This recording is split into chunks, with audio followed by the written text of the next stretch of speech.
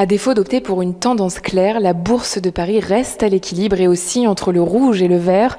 Wall Street, de son côté, évolue juste au-dessus de l'équilibre. Les craintes à l'égard de tensions inflationnistes durables et de réduction des mesures de soutien des banques centrales sont entretenues par la forte hausse des prix des matières premières. Et puis un autre facteur met de l'eau au moulin à cet état de vigilance. Il s'agit de l'ouverture de la saison des résultats du troisième trimestre. Il pourrait déjà révéler les effets de la hausse des prix des matières premières et des tensions sur les chaînes d'approvisionnement, sans compter la publication cette semaine des chiffres de l'inflation pour une poignée de pays.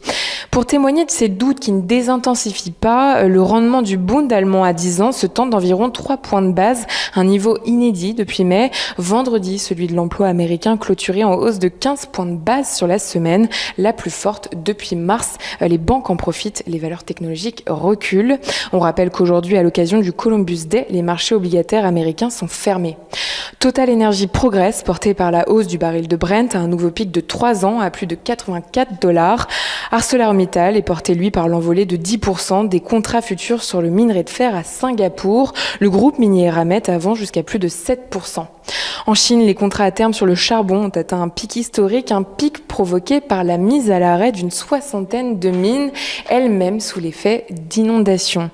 Les marchés semblent toujours sous le coup de l'annonce de la création de seulement 194 000 emplois aux États-Unis en septembre et d'une envolée des salaires de 4,6% sur un an. Mercredi sera publié le compte-rendu de la dernière réunion du comité de politique monétaire de la Fed.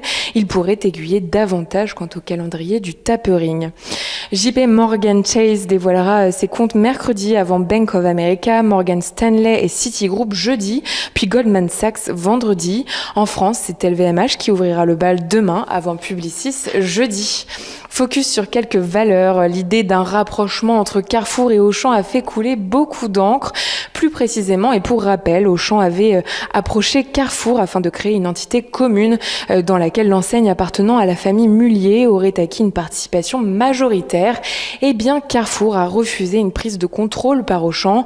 En cause, la complexité de la valorisation des actions de son concurrent. Dans la dernière version du projet, la famille Mullier, premier actionnaire d'Auchan donc, aurait fait une offre publique d'échange au prix de 21,50 € par action, dont plus de 70% en numéraire et un peu moins de 30% en actions Auchan. Renault progresse dans le sillage de la hausse de Nissan à Tokyo ce matin, sa meilleure performance depuis la fin juillet. Le constructeur automobile français a par ailleurs signé un protocole d'accord avec le groupe minier finlandais Terrafame pour la fourniture de sulfate de nickel destiné à la production de batteries pour véhicules électriques. Et puis CGG bondit, le groupe de services pétroliers a annoncé une hausse de 35% sur un an de son chiffre d'affaires au troisième trimestre. Demain, les annonces d'Emmanuel Macron et du FMI seront surveillées de près.